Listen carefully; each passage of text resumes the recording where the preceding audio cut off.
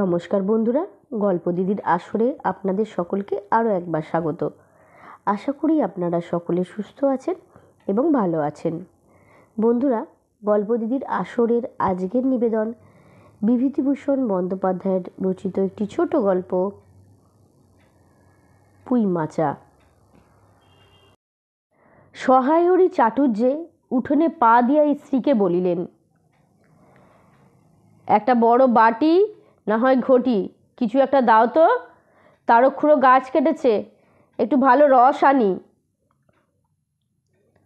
স্ত্রী অন্নপূর্ণা খড়ের রান্নাঘরের দাওয়ায় বসিয়া শীতকালের সকালবেলা নারকেল তেলের বোতলে ঝাঁটার কাঠি পুড়িয়া 2 আঙ্গুলের সাহায্যে ঝাঁটার কাঠিলগ্ন জমানো তৈলটুকু সংগ্রহ করিয়া চুলে মাখাইতেছিলেন। স্বামীকে দেখিয়া তাড়াতাড়ি গায়ের কাপড় একটুখানি টানিয়া দিলেন মাত্র, কিন্তু বাটি কি ঘটি বাহির করিয়া দিবার বিন্দু মাত্র আগ্রহ দেখাইলেন না, এমনকি বিশেষ কোনো কথাও বলিলেন না। সহায়রী অগ্রবর্তী হইয়া বলিলেন, কি হয়েছে, বসে রইলে যে, দাও না একটা ঘটি। খেন্তি টেন্তি, সব কোথায় গেলি তোরা? তুমি বুঝি তেল মেখে ছোবে না? অন্নপূর্ণা তেলের বোতলটি সরাইয়া স্বামীর দিকে খানিকক্ষণ চাহিয়া রইলেন, পরে অত্যন্ত শান্ত সুরে জিজ্ঞাসা করিলেন, তুমি মনে মনে কি ঠাউরেছ বলতে পারো? স্থির অতিরিক্ত রকমের শান্ত সুরে সহায়রীর মনে ভীতির সঞ্চার হইল। ইহা যে ঝড়ের অব্যাহতির পূর্বের আকাশের স্থির ভাব মাত্র, তাহা বুঝিয়া তিনি মরিয়া হইয়া ঝড়ের প্রতীক্ষায় রহিলেন। একটু আমতা আমতা করিয়া কহিলেন, কেন, কি আবার কি? অন্নপূর্ণা পূর্বাপেক্ষা শান্ত সুরে কহিলেন, দেখো, রঙ্গ করো না, ন্যাকামি করতে হয় অন্য সময় করো। তুমি কিছু জানো না, না নাকি খোঁজ রাখো না? অত বড় মেয়ে যার ঘরে, সে মাছ ধরে রস খেয়ে দিন কাটায় কি করে বলতে পারো? গায়ে কি গুজব রটছে জানো?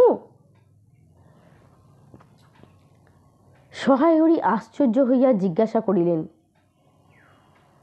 কেন, কি গুজব? কি গুজব জিজ্ঞাসা করো চৌধুরী বাড়িতে? কেবল বাঘ দিদুলে পাড়ায় ঘুরে ঘুরে জন্ম কাটালে ভদ্রলোকের গায়ে বাস করা যায় না। সমাজে থাকতে হলে সেই রকম মেনে চলতে হয়। সহায়রী বিস্মিত হইয়া কি বলিতে যাইতেছিলেন, অন্নপূর্ণা পূর্ববৎ সুরেই পুনর্বার বলিয়া উঠিলেন, এক ঘরে করবে গো, তোমায় এক ঘরে করবে। কাল চৌধুরীদের চণ্ডী মণ্ডপে এইসব কথা হয়েছে। আমাদের হাতে ছোঁয়া জল আর কেউ খাবে না। আশীর্বাদ হয়ে মেয়ের বিয়ে হলো না, ও নাকি উৎসুগ্য করা মেয়ে। গায়ের কোনো কাজে তোমাকে আর কেউ যেতে বলবে না। যাও, ভালোই হয়েছে তোমার। এখন গিয়ে দুলে বাড়ি বাগদি বাড়ির উঠোনে বসে দিনটা কাটাও। সহায়রী তাচ্ছিল্যের ভাব প্রকাশ করিয়া বলিল, এই আমি বলি কি জানি ব্যাপার, এক ঘরে সবাই এক ঘরে করেছেন, এবার বাকি রয়েছে কালীময় ঠাকুর। ওহ! অন্নপূর্ণা তেলে বেগুনে জ্বলিয়া উঠিলেন, কেন, তোমায় এক ঘরে করতে কি বেশি কিছু করতে লাগে? তুমি কি সমাজের মাথা না একজন মাতব্বর লোক? চাল নেই, চুলো নেই, এক করার মুরদ নেই। চৌধুরীরা তোমায় এক ঘরে করবে তা এমন কি কঠিন কথা? আর সত্যি তো, এদিকে মেজে ধাড়ি হয়ে উঠল। হঠাৎ স্বর নামাইয়া বলিলেন, হলো যে 15 বছরের, বাইরে কমিয়ে বলে বেড়ালে কি হবে? লোকের কি চোখ নেই? পুনরায় গলা উঠাইয়া বলিলেন, না বিয়ে দেবার গা না কিছু, আমি কে যাব পাত্র ঠিক করতে? সশরীরে যতক্ষণ স্ত্রীর সম্মুখে বর্তমান থাকিবেন, স্ত্রীর গলার স্বর ততক্ষণ কমিবার কোনো সম্ভাবনা নাই বুঝিয়া সহায়রী দাওয়া হইতে তাড়াতাড়ি একটি কাঁসার বাটি উঠাইয়া লইয়া খিড়কির দুয়ার লক্ষ্য করিয়া যাত্রা করিলেন। কিন্তু খিড়কির দুয়ারের একটু ওদিকে কি দেখিয়া হঠাৎ থামিয়া গেলেন এবং আনন্দপূর্ণ স্বরে বলিয়া উঠিলেন, এসব কি রে খেন্তিমা, এসব কোথা থেকে আনলি? ওহ, এ যে 14-15 বছরের একটি মেয়ে আর দুটি ছোট ছোট মেয়ে পিছনে লইয়া বাড়ি ঢুকিল। তাহার হাতে এক বোঝা পুঁই শাক, ডাঁটাগুলি মোটা ও হলদে হলদে। চেহারা দেখিয়া মনে হয় কাহারা পাকা পুঁই গাছ উপড়াইয়া ফেলিয়া উঠানের জঙ্গল তুলিয়া দিয়াছে। মেয়েটি তাহাদের উঠানের জঞ্জাল প্রাণপণে তুলিয়া আনিয়াছে। ছোট মেয়ে দুটির মধ্যে একজনের হাত খালি, অপরটির হাতে গোটা 2-3 পুঁই পাতা জড়ানো কোনো দ্রব্য। বড় মেয়েটি খুব লম্বা, গোলগাল চেহারা, মাথার চুলগুলো রুক্ষ ও অগোছালো, বাতাসে উড়িতেছে। মুখখানা খুব বড়, চোখ দুটি ডাগর ডাগর শান্ত। সরু সরু কাচের চুড়িগুলো 2 পয়সা ওজনের একটি সেফটি পিন দিয়া একত্র করিয়া আটকানো। পিনটার বয়স খুঁজিতে যাইলে প্রাগৈতিহাসিক যুগে গিয়ে পড়িতে হয়। এই বড় মেয়েটির নাম বোধ হয় খেন্তি, কারণ সে তাড়াতাড়ি পিছন ফিরিয়া তাহার পশ্চাৎবর্তিনীর হাত হইতে পুঁই পাতা জড়ানো দ্রব্যটি লইয়া মেরিয়া ধরিয়া বলিল, চিংড়ি মাছ বাবা, গয়াকুড়ির কাছ থেকে রাস্তা থেকে নিলাম। দিতে চায় না, বলে তোমার বাবার কাছে আরও দিনকার ধরুন 2 পয়সা বাকি আছে। আমি বললাম, দাও না পিসি, আমার বাবা কি তোমার 2 পয়সা নিয়ে পালিয়ে যাবে? আর এই পুঁই শাকগুলো ঘাটের ধারে রায় কাকা বললে, নিয়ে যা, কেমন মোটা মোটা। অন্নপূর্ণা দাওয়া হইতে অত্যন্ত ঝাঁজের সহিত চিৎকার করিয়া উঠিলেন, নিয়ে যা, আহা কি অমৃতই তোমাকে দিয়েছে। পাকা পুঁই ডাঁটা কাঠ হয়ে গিয়েছে, 2 দিন পরেই ফেলে দিত, নিয়ে যা। আর উনি তখন আগাছা উঠিয়ে নিয়ে এসেছেন। ভালোই হয়েছে, তাদের আর নিজেদের কষ্ট করে কাটতে হলো না। যত পাথুরে বোকা মেয়ে সব মরতে আসে আমারই ঘাড়ে। ধাড়ি মেয়ে, বলে দিয়েছি না তোমায়, বাড়ির বাইরে কোথাও পা দিও না। লজ্জা করে না এ পাড়া ও পাড়া বেড়াতে? বিয়ে হলে যে 4 ছেলের মা হতে, খাওয়ার নামে আর জ্ঞান থাকে না তোমার। কোথায় শাক, কোথায় বেগুন, আর একজন বেড়াচ্ছেন কোথায় রস, কোথায় ছাই, কোথায় পাশ। ফেল বলছি ওসব, ফেল। মেয়েটি শান্ত অথচ ভয় মিশ্রিত দৃষ্টিতে মার দিকে চাইয়া হাতের বাঁধন আলগা করিয়া দিল। পুঁই শাকের বোঝা মাটিতে পড়িয়া গেল। অন্নপূর্ণা বলিয়া চলিলেন, যা তো রাধি, ও আপদগুলোকে টেনে খিড়কির পুকুরের পাড়ে ফেলে দিয়া তো, যা। ফের যদি বাড়ির বার হতে দেখেছি, তবে তোর ঠ্যাং যদি খোঁড়া না করি তো। বোঝা মাটিতে পড়িয়া গিয়াছিল। ছোট মেয়েটি কলের পুতুলের মতো সেগুলি তুলিয়া লইয়া খিড়কির অভিমুখে চলিল। কিন্তু ছোট মেয়ে অত বড় বোঝা আঁকড়াইতে পারিল না।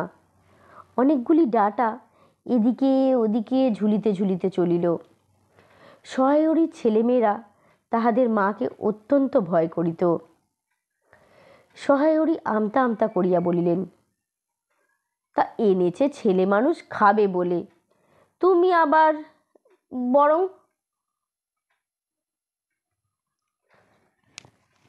পুঁই শাকের বোঝা লইয়া যাইতে যাইতে ছোট মেয়েটি ফিরিয়া দাঁড়াইয়া মার মুখের দিকে চাইল। অন্নপূর্ণা তাহার দিকে চাইয়া বলিলেন, না না, নিয়ে যা, খেতে হবে না। মেয়ে মানুষের আবার অত নোলা কিসের? এক পাড়া থেকে আর এক পাড়া নিয়ে আসবে 2 পাকা পুঁই শাক ভিক্ষে করে। যা যা, তুই যা, দূর করে দিয়ে আয় বনের মধ্যে। সহায়রীর বড় মেয়ে মুখের দিকে চাইয়া দেখিলেন তাহার চোখ দুটা জলে ভরিয়া আসিয়াছে। তাহার মনে বড় কষ্ট হইল। কিন্তু মেয়ে যতই স্বাদের জিনিস হোক, পুঁইশাকের পক্ষালম্বন করিয়া দুপুরবেলা স্ত্রীকে চটাইতে তিনি আদৌ সাহসী হইলেন না। নিঃশব্দে খিড়কি দৌড় দিয়া বাহির হইয়া গেলেন। বসিয়া রাঁধিতে রাঁধিতে বড় মেয়ের মুখের কাতর দৃষ্টি স্মরণে পড়িবার সঙ্গে সঙ্গে অন্নপূর্ণার মনে পড়িল গত অরন্ধনের পূর্বদিনে বাড়িতে পুঁইশাকের রান্নার সময় খেন্তি আবদার করিয়া বলিয়াছিল, মা, অর্ধেকগুলো কিন্তু একা আমার, অর্ধেক সব তোমাদের। বাড়িতে কেউ ছিল না। তিনি নিজে গিয়া উঠানের এবং খিড়কির দোরের আশেপাশে যে ডাটা পড়িয়াছিল সেগুলো কুড়াইয়া লইয়া আসিলেন। বাকিগুলো কুড়ানো যায় না, ডোবার ধারের ছাইগাদায় ফেলিয়া দিয়াছে। কুচো চিংড়ি দিয়া এই রূপে চুপি চুপি পুঁইশাকের তরকারি রাঁধিলেন। দুপুরবেলা খেন্তি পাতে পুঁইশাকের চচ্চড়ি দেখিয়া আনন্দপূর্ব ডাগর চোখে মায়ের দিকে ভয়ে ভয়ে চাহিল। দু একবার এদিক ওদিক ঘুরাইয়া আসিতেই অন্নপূর্ণা দেখিলেন উক্ত পুঁইশাকের এক টুকরাও তাহার পাতে পড়িয়া নাই। পুঁইশাকের উপর তাহার এই মেয়েটির কিরূপ লোভ তাহা তিনি জানিতেন। জিজ্ঞাসা করিলেন, কিরে খেন্তি, আর একটু চচ্চড়ি দিই? খেন্তি তৎক্ষণাৎ ঘাড় নাড়িয়া এই আনন্দজনক প্রস্তাব সমর্থন করিল। কি ভাবিয়া অন্নপূর্ণার চোখে জল আসিয়া পড়িল। চাপিতে গিয়া তিনি উঁচু করিয়া চালের বাতায় গোজা ডালা হইতে শুকনো লঙ্কা পাড়িতে লাগিলেন। কালীময়ের চণ্ডীমণ্ডপে সেদিন বৈকাল বেলায় সহায় হরির ডাক পড়িল। সংক্ষিপ্ত ভূমিকা ফাঁদিবার পর কালীময় উত্তেজিত স্বরে বলিলেন, সেসব দিন কি আছে ভায়া? এই ধরো কেষ্ট মুখুজ্জে, স্বভাব নইলে পাত্র দেব না, স্বভাব নইলে পাত্র দেব না করে কি কাণ্ডটাই করলে।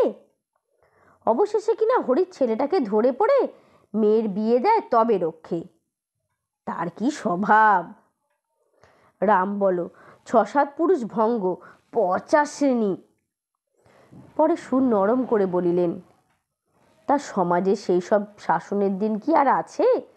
দিন দিন চলে যাচ্ছে। বেশি দূর যাই কেন, এই যে তোমার মেয়েটি 13 বছরের। সহায় হরি বাধা দিয়ে বলতে গেলেন, এই শ্রাবণে 13। আহা, 13 আর 16 তফাৎ কিসের শুনি? 13 আর 16 তফাৎটা কিসের? আর সে 13 হোক, চাই 16 হোক, আর 85 হোক, তাতে আমাদের দরকার নেই। সে তোমার হিসেব তোমার কাছে রাখো। কিন্তু পাত্রর আশীর্বাদ হয়ে গেল, তুমি বেঁকে বসলে কি জন্যে শুনি? ও তো তোমার একরকম উৎসুক করা মেয়ে। আশীর্বাদ হওয়াও যা, বিয়ে হওয়াও তাই। হাত পাকেরই যা বাকি। এই তো সমাজে বসে এইসব কাজগুলি তুমি করবে আর আমরা বসে বসে দেখব, এ তুমি ভেবো না। সমাজের বামুনদের যদি জাত মারবার ইচ্ছে না থাকে, মেয়ের বিয়ের বন্দোবস্ত করে ফেলো। পাত্তর পাত্তর, রাজপুত্র না হলে কি পাত্তর মেলে না? গরিব মানুষ, দিতে থুতে পারবে না বলেই সীমন্ত মজুদারের ছেলেকে ঠিক করে দিলাম। লেখাপড়া নাই বা জানলো, জজ ম্যাজিস্ট্রেট না হলে কি মানুষ হয় না? দিব্যি বাড়ি, বাগান, পুকুর। শুনলাম এবার নাকি 20 জমিতে 4টি আমন ধানও করেছে। ব্যাস রাজার হাল। 2 ভাইয়ের অভাবটা কি? ইতিহাসটা হইতেছে যে মণিগায়ের উক্ত মজুমদার মহাশয়ের পুত্রটি কালীময় ঠিক করিয়া দেন। কেন কালীময়ের মাথা ব্যথা করিয়া সহায় হরির মেয়ের বিয়ের সম্বন্ধ মজুমদার মহাশয়ের ছেলের সঙ্গে ঠিক করিতে গেলেন, তাহার কারণ নির্দেশ করিতে যাইয়া কেউ কেউ বলেন যে কালীময় নাকি মজুমদার মহাশয়ের কাছে অনেক টাকা ধার করেন, অনেক দিনের সুদও পর্যন্ত বাকি, শীঘ্রই নালিশ হইবে ইত্যাদি। এই গুজব যে শুধু অবান্তর তাহাই নয়, ইহার কোনো ভীতি আছে বলিয়া কেহই মনে করে না। ইহা দুষ্টপক্ষের রটনা মাত্র। যাহা হোক, পাত্রপক্ষ আশীর্বাদ করিয়া যাওয়ার দিন কতক পরে সহায় টের পান পাত্রটি কয়েক মাস পূর্বে নিজের গ্রামে কি একটা করিবার ফলে গ্রামের এক কুম্ভকার বধূর আত্মীয় স্বজনের হাতে বেদম প্রহার খাইয়া কিছুদিন নাকি শয্যাগত ছিল। এই রকম পাত্রে মেয়ে দেবার প্রস্তাব মনোপ্রীত না হওয়ায় সহায়রী সে সম্বন্ধ ভাঙিয়া দেন। দিন দুই পরের কথা। সকালে উঠিয়া সহায়রী উঠোনে বাতাবি লেবুর গাছের ফাঁক দিয়া যেটুকু নিতান্ত কচিরাঙা রৌদ্র আসিয়াছিল তাহারই আতপে বসিয়া আপন মনে তামাক টানিতেছিল। বড় মেয়ে খেন্তি আসিয়া চুপি চুপি বলিল, বাবা যাবে না? মা ঘাটে গেল। সহায়রী একবার বাড়ির পাশের ঘাটের দিকে কি জানি চাহিয়া দেখিলেন, পরে নিম্নস্বরে বলিলেন, যা শিগগিরই শাবলখানা এদিকে নিয়ে আয়। কথা শেষ করিয়া তিনি উৎকণ্ঠার সহিত জোরে জোরে তামাক টানিতে লাগিলেন এবং পুনরায় একবার কি জানি কেন খিড়কির দিকে সতর্ক দৃষ্টি নিক্ষেপ করিলেন। ইতিমধ্যে প্রকাণ্ড ভারী একটি শাবল দুই হাতে আকড়াইয়া খেন্তি আসিয়া পড়িল। তৎপরে পিতা পুত্রীতে সন্তর্পণে সম্মুখে দরজা দিয়া বাহির হইয়া গেল। ইহাদের ভাব দেখিয়া মনে হইতেছিল ইহারা কারো ঘরে হয়তো শীত দেবার উদ্দেশ্যে চলিয়াছে।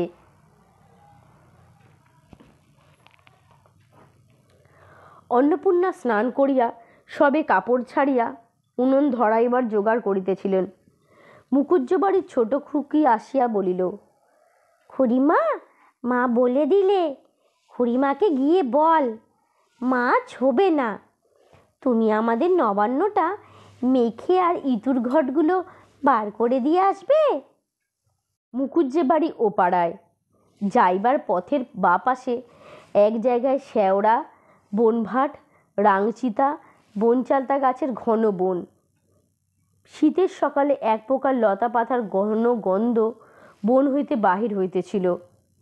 একটা লেজ ঝোলা হলদে পাখি আমড়া গাছের এ ডাল হইতে ওই ডালে ডাকিতেছিল। দুর্গা আঙ্গুল দিয়া দেখাইয়া বলিল, খুড়িমা, ও খুড়িমা, এই যে কেমন পাখিটা। পাখি দেখিতে গিয়া অন্নপূর্ণা কিন্তু আর একটা জিনিস লক্ষ্য করিলেন। ঘন বনটার মধ্যে কোথাও এতক্ষণ খুব খুব করিয়া একটা আওয়াজ হইতেছিল। কে যেন কি খুঁড়িতেছে। দুর্গার কথার পরেই হঠাৎ সেটা বন্ধ হইয়া গেল। অন্নপূর্ণা সেখানে খানিকক্ষণ থমকিয়া দাঁড়াইলেন, পরে চলিতে আরম্ভ করিলেন। তাহার খানিক দূর যাইতে না যাইতেই বনের মধ্যে পুনরায় খুব খুব শব্দ আরম্ভ হইল। কাজ করিয়া ফিরিতে অন্নপূর্ণার কিছু বিলম্ব হইল।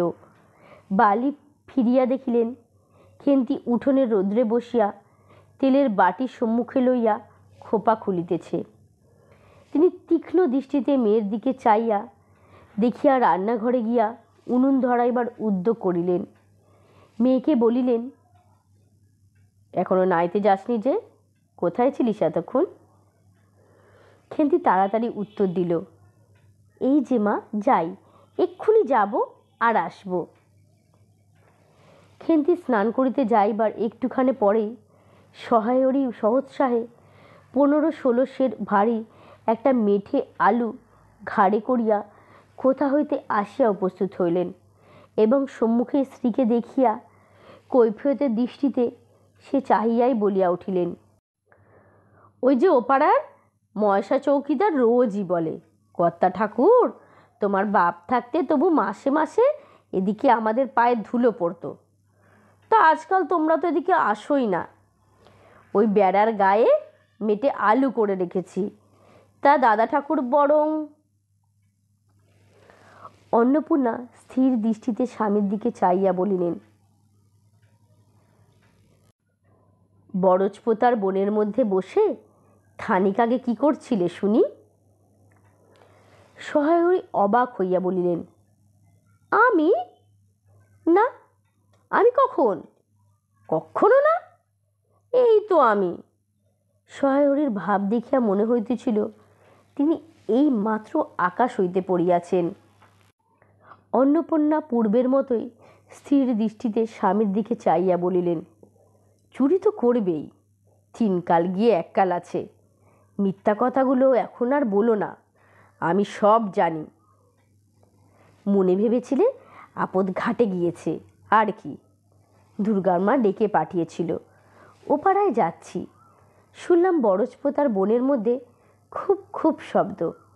আমি তখনই বুঝেছি সাড়া পেয়ে বন্ধ হয়ে গেল। যেই আবার খানিক দূর গেলাম, আবার দেখি শব্দ। তোমার তো ইহকাল নেই, পরকালও নেই। চুরি করতে ডাকাতি করতে যা হোক হয়, কিন্তু মেয়েটাকে আবার এর মধ্যে কেন নিয়ে আসো? ওর মাথা খাওয়া কিসের জন্যে? সহায়রী হাত নাড়িয়া বরজপোতায় তাহার উপস্থিতি থাকার বিরুদ্ধে কতকগুলি প্রমাণ উত্থাপন করিবার চেষ্টা করিলেন, কিন্তু স্থির চোখের দৃষ্টির সামনে তাহার বেশি কথা জোগাইল না, বা কথিত উক্তিগুলির মধ্যে কোনো পর্যাপর সম্বন্ধ খুঁজিয়া পাওয়া গেল না। 8 ঘণ্টা পরে খেন্তি স্নান সারিয়া বাড়ি ঢুকিল। সম্মুখস্থ মেঠে আলুর দিকে একবার আর চোখে তাকাইয়া উঠানের আল্লায় অত্যন্ত মনোযোগের সহিত কাপড় মেলিয়া দিতেছিল। অন্নপূর্ণা ডাকিলেন, খেন্তি, এদিকে একবার আয় তো, শুনে যা। মায়ের ডাক শুনিয়া খেন্তির মুখ শুকাইয়া গেল। সে ইতস্তত করিতে করিতে মার নিকট আসিলেই তিনি জিজ্ঞাসা করিলেন, এই মেঠে আলুটা তোরা দুজনে মিলে তুলে এনেছিস না? খেন্তি মায়ের মুখের দিকে খানিকক্ষণ চাইয়া থাকিয়া একবার ভূপতিত মেটে আলুটার দিকে চাহিল, পরে পুনরায় মায়ের দিকে চাহিল এবং সঙ্গে সঙ্গে ক্ষিপ্ত দৃষ্টিতে একবার বাড়ির সম্মুখস্থ বাঁশঝাড়ের দিকে চাইয়া লইল। তাহার কপালে বিন্দু বিন্দু ঘাম দেখা দিল, কিন্তু মুখ দিয়ে কথা বাহির হইল না। অন্নপূর্ণা কড়া সুরে বলিলেন, কথা বলছিস নে যে বড়, এই মেটে আলু তুই তুলে এনেছিস কি না? খেন্তি বিপন্ন চোখে মায়ের মুখের দিকে চাইয়া বলিল, হ্যাঁ। অন্নপূর্ণা তেলে বেগুনে জ্বলিয়া উঠিলেন, পাজি, তোমার পিঠে আমি আজকে আস্ত কাঠের চেলা ভাঙব, তবেই ছাড়ব। বরজপোতার বনে গিয়েছ মেঠে আলু চুরি করতে? সমর্থ মেয়ে, বিয়ের যোগ্যী হয়ে গেছে কোন কালে? সেই 1 গলা বিজন বন, তার মধ্যে দিন দুপুরেও বাঘ লুকিয়ে থাকে, তার মধ্যে থেকে পরের আলু তুলে নিয়ে এলে। যদি গোসাই চৌকিদার ডেকে তোমাদের ধরিয়ে দিত, তোমার কোন শ্বশুর এসে তোমাকে বাঁচাতো? আবার আমার জোটে খাবো, না জোটে খাবো না, তা বলে পরের জিনিসে হাত? হে মেয়ে নিয়ে আমি কি করব মা? 2-3 দিন পরে একদিন বৈকালে ধুলামাটি মাখা হাতে খেন্তি মাকে আসিয়া বলিল, মা, মা দেখবে এসো। অন্নপূর্ণা গিয়া দেখিলেন ভাঙা পাঁচিলের ধারে যে ছোট্ট খোলা জমিতে কতকগুলি পাথরকুচি এবং কণ্ঠিকারী জঙ্গল হইয়াছে, খেন্তি ছোট বোনটিকে লইয়া সেখানে মহা উৎসাহে তরকারির আওলাদ করিবার আয়োজন করিতেছে এবং ভবিষ্যৎ সম্ভাবী নানাবিধ কাল্পনিক ফলমূলের অগ্রদূত স্বরূপ বর্তমানে কেবল একটি মাত্র শীর্ণকায় পুঁইশাকের চারা কাপড়ের ফালির গ্রন্থিবন্ধনে বদ্ধ হইয়া ফাঁসির আসামির ন্যায় ঊর্ধ্বমুখে 1 খণ্ড শুষ্ক কঞ্চির গায়ে ঝুলিয়া রইয়াছে। ফলমূলাদির অবশিষ্টগুলি আপাতত তার বড় মেয়ের মস্তিষ্কের মধ্যে অবস্থিতি করিতেছে। দিনের আলোয় এখনো তা বাহির হয় নাই। অন্নপূর্ণা হাসিয়া বলিলেন, দূর পাগলি, এখন পুঁইডাটার চারা পোতে কখনো? বর্ষাকালে পুঁততে হয়, এখন যে জল না পেয়ে মরে যাবে। খেন্তি বলিল, কেন, আমি রোজ জল ঢালবো। অন্নপূর্ণা বলিলেন, দেখ, হয়তো বেঁচে যেতেও পারে। আজকাল রাতে খুব শিশির হয় না? খুব শীত পড়িয়াছে। সকালে উঠিয়া সহায়রী দেখিলেন তাহার 2 ছোট মেয়ে দোলায় গায়ে বাঁধিয়া রোদ উঠিবার প্রত্যাশায় উঠোনের কাঁঠাল তলায় দাঁড়াইয়া আছে। একটা ভাঙা ঝুড়ি করিয়া খেন্তি শীতে কাঁপিতে কাঁপিতে মুকুজ্জে বাড়ি হইতে গোবর কুড়িয়ে আনিল। সহায়রী বলিলেন, হাঁ মা খেন্তি, তা সকালে উঠে জামাটা গায়ে দিসনি কেন? দেখ দেখি, এই শীত। আচ্ছা দিচ্ছি বাবা, কই শীত তেমন তো। হ্যাঁ দে মা, এক্ষুনি দে, অসুখ বিসুখ 5 রকম হতে পারে, বুঝলি নে। সহারই বাহির হইয়া গেলেন। ভাবিতে ভাবিতে গেলেন, তিনি কি অনেক দিন মেয়ের মুখ ভালো করে চাহেন নাই? খেন্তির মুখ এমন সুশ্রী হইয়া উঠিয়াছে। জামার ইতিহাস নিম্নলিখিত রূপ। বহু বৎসর অতীত হইল। হরিপুরের রাসের মেলা হইতে সহায় হরি কালো জার্জের এই 2.5 টাকা মূল্যের জামাটি ক্রয় করিয়া আনেন।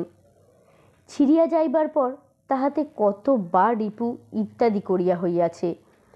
সম্প্রতি গত বৎসর হইতে খেন্তির স্বাস্থ্য উন্নতি হওয়ায় জামাটি তার গায়ে আর হয় না। সংসারের এইসব খোঁজ সহায়রী কখনোই রাখিতেন না। জামার বর্তমান অবস্থা অন্নপূর্ণারও জানা ছিল না। খেন্তির নিজস্ব ভাঙা টিনের তোরঙ্গের মধ্যেই উহা থাকিত। পৌষ সংক্রান্তি। সন্ধ্যাবেলা অন্নপূর্ণা একটা কাশিতে চালের গুঁড়া ও গুড় দিয়া চটকাইতেছিলেন। একটি ছোট্ট বাটিতে 1 বাটি তেল। খেন্তি কুড়ুনির নিচে একটা কলার পাতা পড়িয়া 1 মালা নারকেল কুড়িতেছিল। অন্নপূর্ণা প্রথমে খেন্তির সাহায্যে হইতে স্বীকৃত হয় নাই, কারণ সে যেখানে সেখানে বসে, বনে বাজারে ঘুরিয়া ফেরে। তাহার কাপড় চোপড় স্বাস্থ্যসম্মত ও সূচি নহে। যে খেন্তি নিতান্ত ধরিয়া পড়ায় হাত পা ধোয়াইয়া শুষ্ক কাপড় পরাইয়া তাহাকে বর্তমান পদে নিযুক্ত করিয়াছেন। ময়দার গোলা মাখা শেষ হইলে অন্নপূর্ণা উনুনে খোলা চাপাইতে যাইতেছেন। ছোট মেয়েটি ডান হাতে খানা পাতিয়া বলিলেন, মা একটু।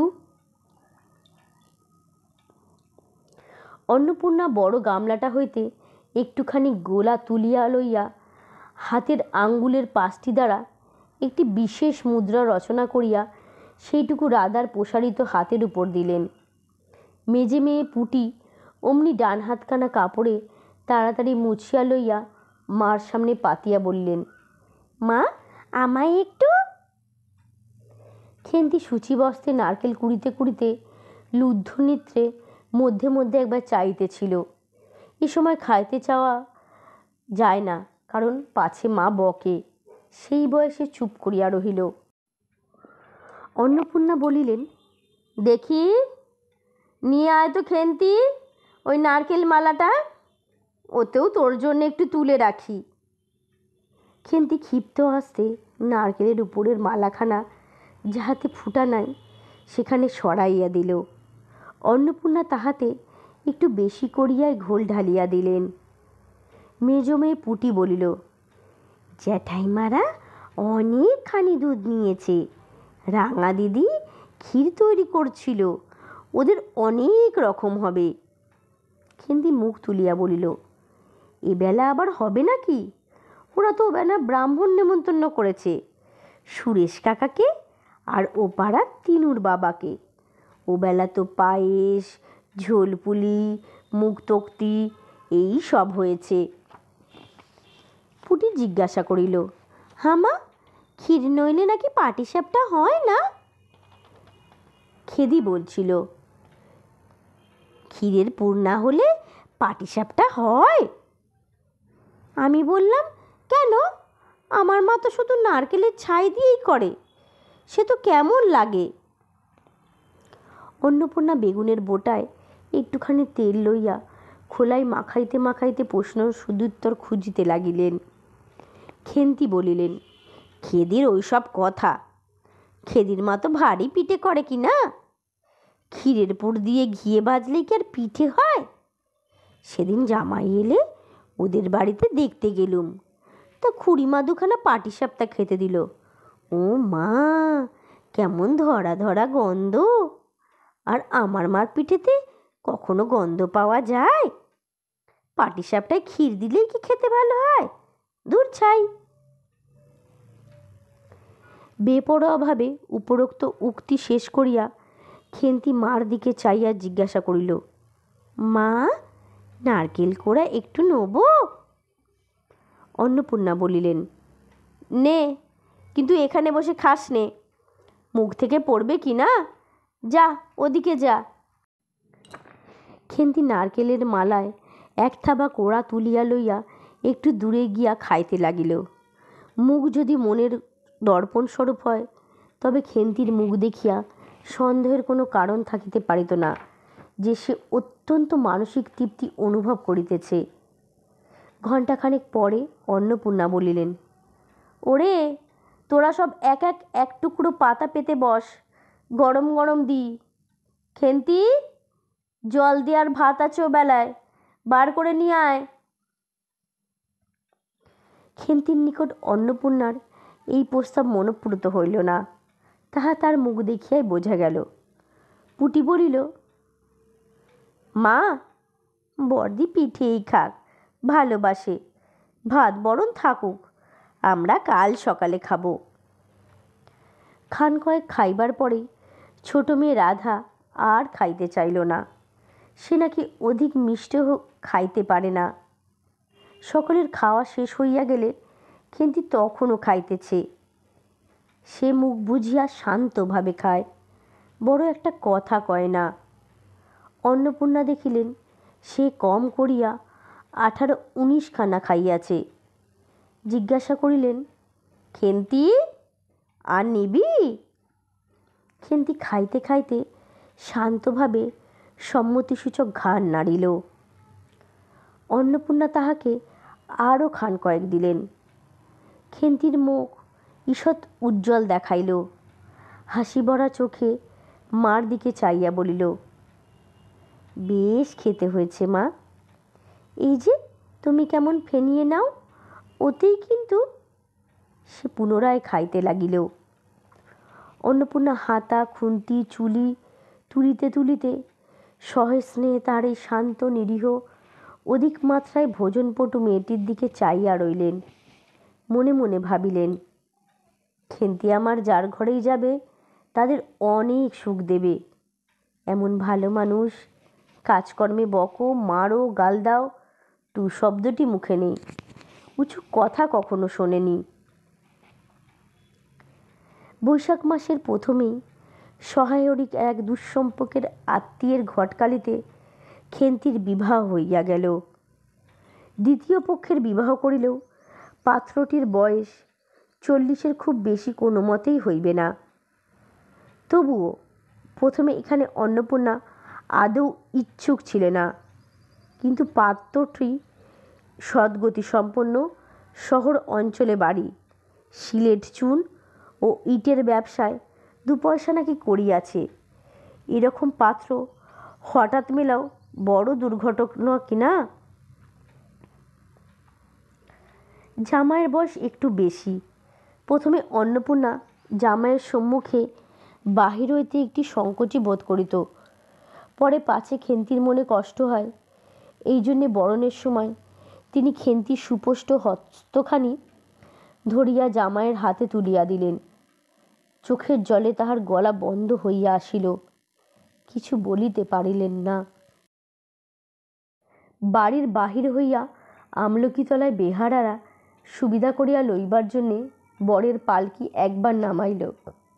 অন্নপূর্ণা চাহিয়া দেখিলেন, বেড়ার ধারের নীল রঙের মেদি ফুলের গুচ্ছগুলি যেখানে নত হইয়া আছে, খেন্তির কম দামের বালুচরের রাঙাচেলির আঁচলখানা পালকির বাহির হইয়া সেখানে লুটাইতেছে।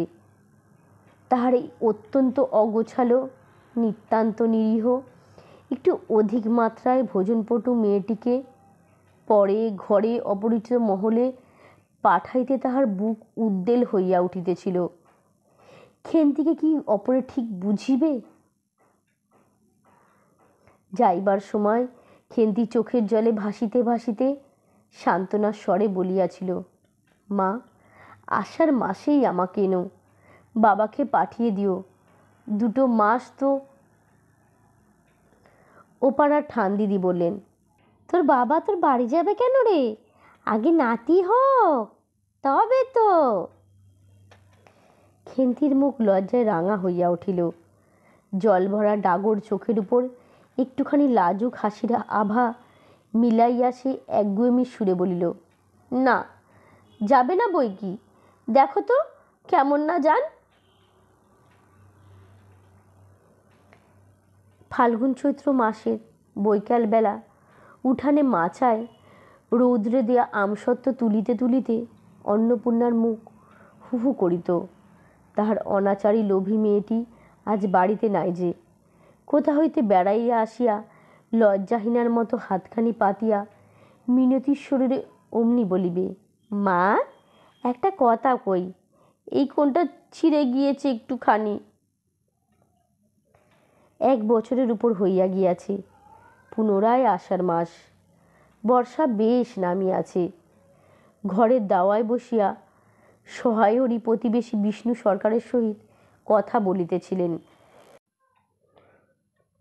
সহায়রী তামাক সাজিতে সাজিতে বলিলেন, ও তুমি ধরে রাখো, ও রকমই হবে দাদা। আমাদের অবস্থায় লোকের ওর চেয়ে ভালো পাত্র জুটবে কই। বিষ্ণু সরকার তালপাতার চাটাইয়ের উপর উবু হইয়া বসিয়াছিলেন। দূর হইতে দেখিলে মনে হইবার কথা তিনি রুটি করিবার জন্য ময়দা চটকাইতেছেন।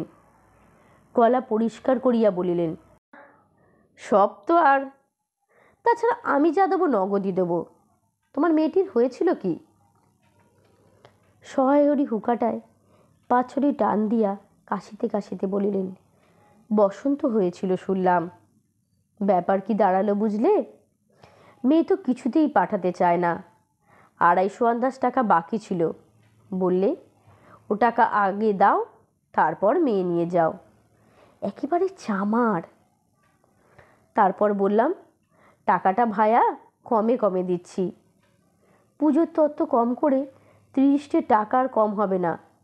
মেয়ের নানা নিন্দে ওঠালে, ছোট লোকের মেয়ের মতো চাল, হাবাতে ঘরের মতো খাই খাই, আরও কত কি। পৌষ মাসে দেখতে গেলাম, মেয়েটাকে ফেলে থাকতে পারলাম না, বুঝলে। সহায়রী হঠাৎ কথা বন্ধ করিয়া জোরে জোরে মিনিট কতক হুকায় টান দিতে লাগিলেন। কিছুক্ষণ দুজনের কোনো কথাই শোনা গেল না। অল্পক্ষণ পরে বিষ্ণু সরকার বলিলেন, তারপর? আমার স্ত্রী অত্যন্ত কান্নাকাটি করাতে পৌষ মাসে দেখতে গেলাম। মেয়েটার যে অবস্থা করেছে। শাশুড়ি শুনিয়ে শুনিয়েই বললেন, না জেনে শুনে ছোট লোকের সঙ্গে কুটুম্বি করলে ওই রকমই হয়। যেমনি মেয়ে তেমনি বাপ। পৌষ মাসের দিনে মেয়ে দেখতে এলেন, তাও আবার শুধু হাতে। পরে বিষ্ণু সরকারের দিকে চাইয়া বলিলেন, বলি আমরা ছোট লোক কি বড় লোক তোমার তো সরকার কোনো জানতে বাকি নেই। বলি পরমেশ্বর চাটুর্যের নামে নীলকুঠির আমলে এই অঞ্চলে বাগে ঘড়ুতে 1 খাটে জল খেয়েছে। আজ নয় আমি। প্রাচীন আভিজাত্যের গৌরবে সহায়রী শুষ্ক স্বরে হা হা করিয়া খানিকটা শুষ্ক হাস্য করিলেন। বিষ্ণু সরকার সমন্তর সূচক একটা অস্পষ্ট শব্দ করিয়া বার কতক ঘাড় নাড়িলেন। তারপর ফাল্গুন মাসেই বসন্ত হলো। এমন চামার বসন্ত গায়ে বেরুতেই টালায় আমার এক দুঃসম্পর্কের বোন আছে। একবার কালীঘাটে পুজো দিতে এসে তার খোঁজ পেয়েছিল, তারই ওখানে ফেলে রেখে গেল। আমায় না একটা সংবাদ না কিছু। তারা আমায় সংবাদ দেয়, তা আমি গিয়ে দেখতে পাওনি? না, এমনি চামার গয়নাগুলো অসুখ অবস্থায় গা থেকে খুলে নিয়ে তবে টালায় পাঠিয়েছে। যাক, তা চলো যাওয়া যাক, বেলা গেল। চার কি ঠিক করলে? পিঁপড়ের টোপ? মুড়ির চারে কিন্তু সুবিধা হবে না। তারপর কয়েক মাস কাটিয়া গিয়াছে। আজ আবার পৌষ পার্বণের দিন। এবার পৌষ মাসের শেষাশেষি এত শীত পড়িয়াছে যে অত্যন্ত বৃদ্ধ লোকেরাও বলা বলি করিতেছে যে এরূপ শীত তাহারা জ্ঞান হইতে দেখেন নাই। সন্ধ্যার সময় রান্নাঘরের মধ্যে বসিয়া অন্নপূর্ণা সরু চাকলি পিঠার জন্যে চালের গুঁড়ার খোলা তৈয়ারি করিতেছিলেন। পুটি ও রাধি উনানের পাশে বসিয়া আগুন পোয়াইতেছিল। রাধি বলিল, আর একটু জল দিতে হবে মা, অত ঘন করে ফেললে কেন? পুটি বললে, আচ্ছা ওতে একটু নুন দিলে হয় না মা? ও মা, দেখো মা, রাধির ধোলাই কোথায় ঝুলছে, এক্ষুনি ধরে উঠবে যে। অন্নপূর্ণা বলিয়া উঠিলেন, সরে এসে বসো না, আগুনের গায়ে গিয়ে না বসলে কি আগুন পোয়ানো হয় না? এইদিকে আয়। গোলা তৈয়ারি হইয়া গেলে খোলা আগুনে চড়াইয়া অন্নপূর্ণা গোলা ঢালিয়া মুচি দিয়ে চাপিয়া ধরিলেন। দেখিতে দেখিতে মিঠে আছে পিঠা টোপরের মতো ফুলিয়া উঠিল। পুটি বলিল, মা দাও, প্রথম পিঠাখানা কানাচে সারা ষষ্ঠীকে ফেলে দিয়ে আসি। অন্নপূর্ণা বলিলেন, একা যাস নে, রাধিকে নিয়ে যা। খুব জ্যোৎস্না উঠিয়াছিল। বাড়ির পিছনে সারা গাছের ঝোপের মাথায় তেলাকুচু লতার থলে থলে সাদা ফুলের মধ্যে জ্যোৎস্না আটকিয়া রইয়াছে।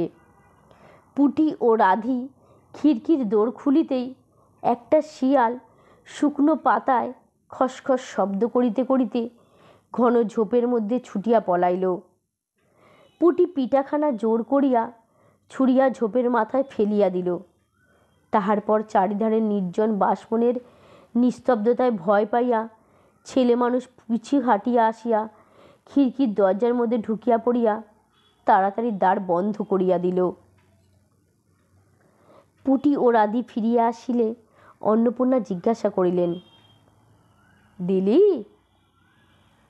পুটি বলিল, হাঁ মা, তুমি আর বছর যেখানে লেবুর চারা তুলে এনেছিলে সেইখানে ফেলে দিলুম। তারপর সে রাত্রে অনেকক্ষণ কাটিয়ে গেল। পিঠে করা প্রায় শেষ হইয়া আসিয়াছে। রাত তখন খুব বেশি। জ্যোৎস্নার আলোয় বাড়ির পিছনের বনে অনেকক্ষণ ধরিয়া একটা কাঠঠোকরা ঠক ঠক করিতেছিল। তাহার কণ্ঠস্বরটা যেন ক্রমে তন্দ্রালু হইয়া পড়িতেছে। দুই বোনের খাইবার জন্যে কলার পাতা চিরেতে চিরেতে পুটি অন্যমনস্কভাবে হঠাৎ বলিয়া উঠিল, দিদি বলো ভালোবাসত। তিনজন খানিকক্ষণ নির্বাক হইয়া বসিয়া রহিল। তাহার পর তাহাদের তিনজনের দৃষ্টি কেমন করিয়া আপনা আপনি উঠোনের এক কোণে আবদ্ধ হইয়া পড়িল, যেখানে বাড়ির সেই লোভী মেয়েটি লোভের স্মৃতি পাতায় পাতায় শিরায় শিরায় জড়াইয়া তাহার কত স্বাদের নিজের হাতের পোতা পুঁইমাচাটি জুড়িয়া বাড়িয়া উঠিয়াছে। বর্ষার জল ও কার্তিক মাসের শিশির লইয়া কচি কচি সবুজ ডগাগুলি মাচাতে সব ধরে নাই, মাচা হইতে বাহির হইয়া দুলিতেছে সুপুষ্ট নধর প্রবর্ধমান জীবনের লাবণ্যে ভরপুর। বন্ধুরা, শেষ হলো বিভূতিভূষণ বন্দ্যোপাধ্যায়ের ছোট গল্প পুঁইমাচা।